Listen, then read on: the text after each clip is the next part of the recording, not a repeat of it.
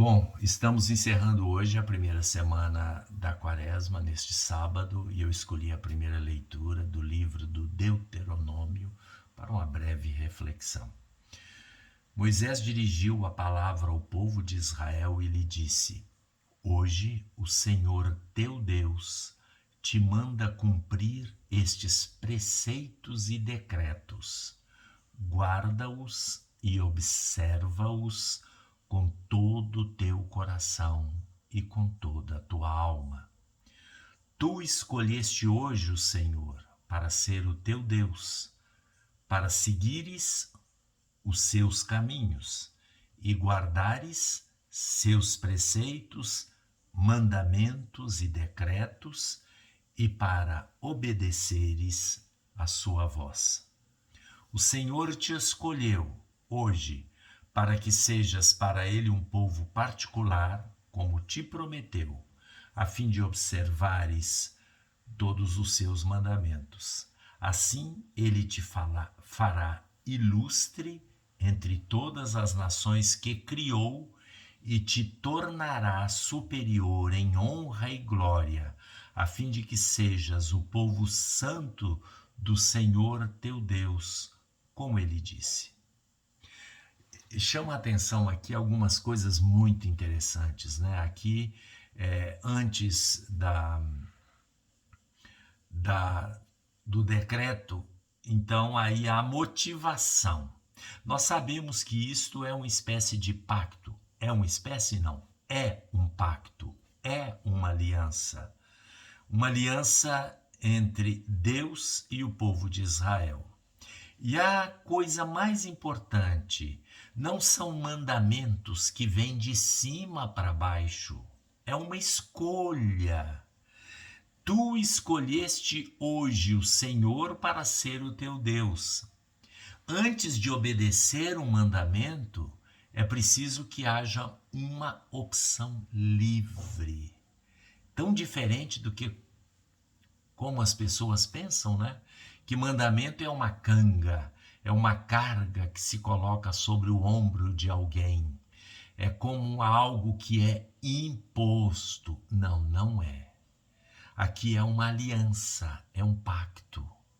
E nesta aliança, as duas liberdades se encontram. Naturalmente, Deus explica as razões dos seus mandamentos e decretos. E diz até no final, né? Se Israel escolheu o Senhor para ser o Deus de Israel, Deus também escolhe Israel para ser o seu povo particular, o seu povo preferido, predileto. E se Israel obedece os mandamentos, que não são impostos, é uma escolha que se faz, Israel será ilustre entre todas as nações. Israel será um povo civilizado e superior em honra e glória, para ser exatamente o povo santo do Senhor teu Deus, como ele disse. Isto vale para nós hoje. Os mandamentos de Deus, as exigências do Evangelho, não são exigências exteriores impostas sobre nós, mas elas partem de um pressuposto, é um desejo. Eu conhecendo exatamente a motivação destas leis, nós chamamos isto de moral autonômica, o contrário de moral heteronômica. A moral heteronômica é aquela da criança.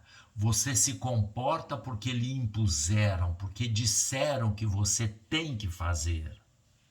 Já a moral da pessoa adulta é uma moral autonômica. Você compreende o porquê você tem que se comportar daquela maneira, porque você vai percebendo e interiorizando as vantagens de se comportar daquela maneira e as desvantagens se você comportar de maneira diferente.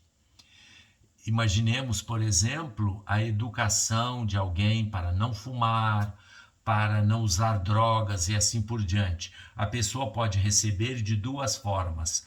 Eu vou comportar porque se eu não fizer assim eu vou ser preso. Ou se não fizer dessa forma, meus pais, etc. Papapá. Isso é uma criança, né? É quando a criança não consegue alcançar as razões do seu comportamento. Agora, quando a pessoa, é explicada à pessoa, se você agir desta maneira, olha o que vai acontecer com você. E se você agir desta outra maneira, olhe os benefícios que daí virão. Então a pessoa interioriza isso e o faz de maneira adulta e responsável. É muito comum a gente ver, o povo brasileiro, de maneira geral, é muito criança, né? Eles fazem as coisas porque mandaram fazer e tem medo. Isso é exatamente um estilo de moral autoritária patriarcal. Né? Então você vê, por exemplo, certos comportamentos, não pode sujar as ruas, etc. Mas ninguém obedece, só obedece tem o guarda lá, ou se tem multa, enfim. Né? E aí, se a pessoa entendesse, compreendesse o bem que faz manter tudo limpo, as ruas limpas, ela poderia interiorizar isso, nós seríamos um povo igual esse povo que está falando aqui no livro do Deuteronômio. Um povo civilizado, um povo abençoado. Né? Se nós compreendêssemos que cuidar das coisas não só, mas também torná-las agradáveis, belas, numa vida de uma cidade, por exemplo, as nossas cidades seriam muito mais agradáveis de se viver. Quando alguém diz que aquela pichação absurda, não estou falando de outras formas de arte de rua. Não estou falando isso. Estou falando daquelas pichações feitas por pessoas, bandidos, digamos assim, né? Que chegam só para depredar as coisas. E o mal que isto faz, baixa o astral das pessoas, né? Ao invés de uma cidade... Vocês imaginem numa ilha grega em que todas as casinhas são branquinhas com azul, se aquilo ali houvesse pichação, né? Por que atrai tanto as pessoas o passeio pelas ilhas gregas? Pela beleza, porque o astral eleva, você descansa e assim por diante. Agora você imagina uma ilha grega em que forem pichadores para lá e pegar aquelas casinhas todas daquelas ilhas maravilhosas, Santorini e assim por diante, né? E pichasse tudo. Ninguém ia mais. Ninguém. Seria uma coisa horrível.